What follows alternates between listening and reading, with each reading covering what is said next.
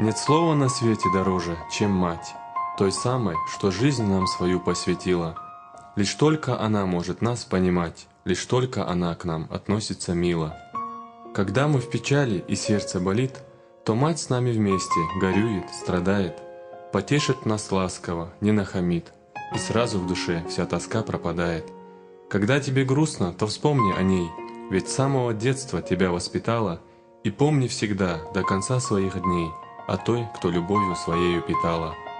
Когда тебе радостно, с ней поделись, как делится с нами она до конца, ей ласковых слов говорить не ленись, она бережет нас, как птица птенца.